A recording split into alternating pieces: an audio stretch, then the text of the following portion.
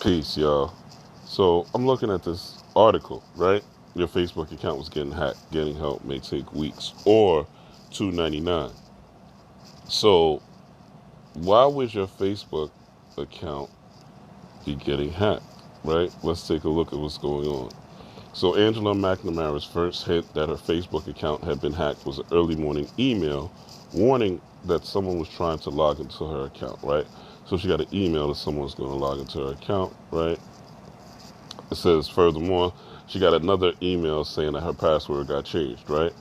She had to go through two-layer authentication, right?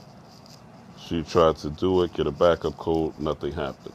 Now, this article further goes along to say this has been happening to a lot of people lately, right? Many users have been frustrated, right? In July, NBR received 19 emails from listeners complaining that their Facebook accounts had been hacked or disabled. Now, what has recently happened? We have been engaged in a global, right, pandemic.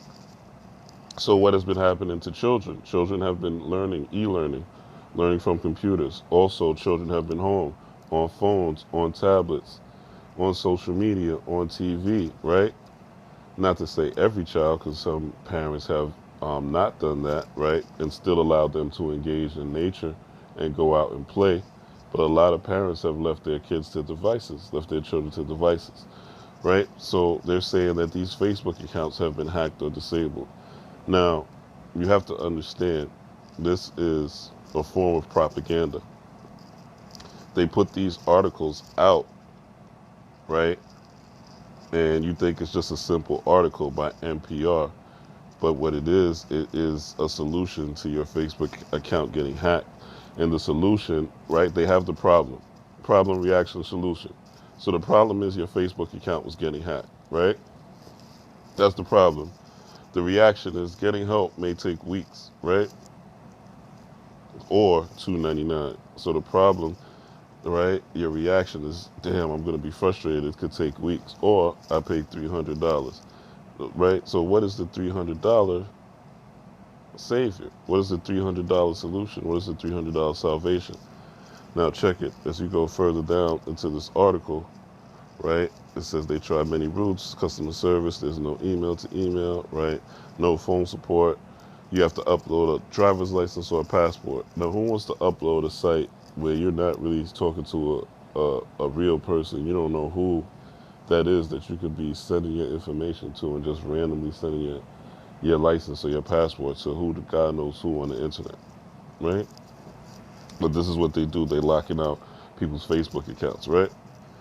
So I said forums morning, noon, and night. Now, remember, what Mark Zuckerberg said is he's trying to turn Facebook into a metaverse. And the metaverse is basically a virtual universe where you have advertisements, you have virtual real estate. Like people are literally buying virtual real estate. Like you have virtual billboards, you'll be able to live and exist in the metaverse, you'll date in the metaverse. It'll be just like Ready Player One, where you'll exist in that universe while the world around you is collapsing, right? This is what's happening. Because America, as you can see, is on its downfall. You see everything that's happening with all these floods all over the world and all these fires on the West Coast. Like, you think this is happening for no reason? So they're trying to get you immersed into this virtual world. So you don't interact with the natural world. You don't interact with nature. You don't interact with humanity, right?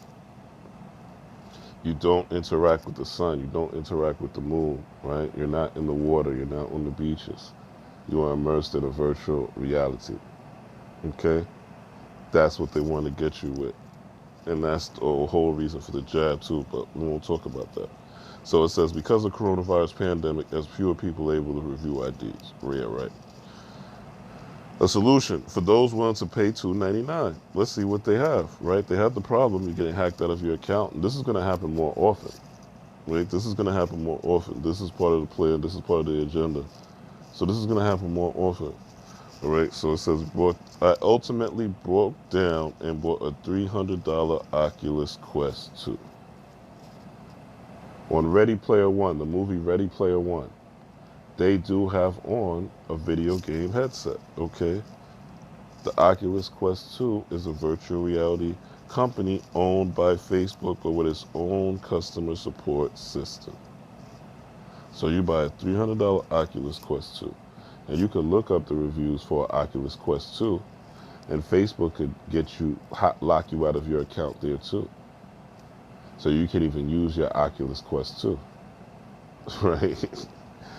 It's crazy the level of control and the level of misinformation and the level of perception control that they put into these type of things. And you think, oh, this is just, NPR's innocent, right? And they're directing you to put you into virtual reality. Sherman contacted Oculus with his headset serial number and heard back right away. Of course he did.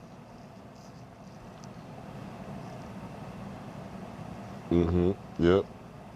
And yeah, you gotta buy Oculus, right, to get your account back. And it's also, look, at Reddit, they're saying that they tried Oculus support, but they were unable to get their Facebook accounts restored. Because, yeah, and they say this phone line and cause skin irritation for some customers, okay? So a $300 machine that you put on your face, that's where they're trying to get you. Go look at Ready Player One, and you'll see that that's what they're trying to get you. Losing Facebook may seem like a minor thing, but it could have real consequences. You know, that these folks might be able to get access to a business bank account, right? What if you're running ads on Facebook? Things like that. Facebook runs Instagram too. But this is what they're trying to do. And also, a lot of Facebook users are older. So they'll be more, they're more utilizing Facebook for connections with family and friends and things like that. But yeah.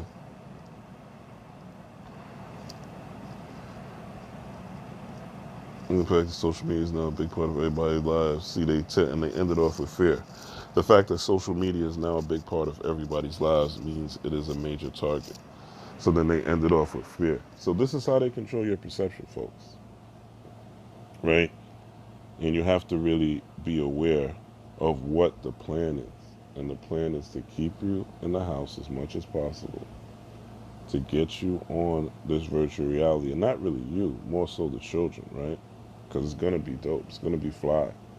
It's what the whole 5G thing is about, right? It's going to be great. It's going to look visually stunning. It's going to change things, right? They're building smart cities. Smart cities that are connected to the internet, right? Where the street is connected to the internet. The walls are connected to the internet. Minority Report, if you saw the movie Minority Report, check that out. It's coming. It's coming.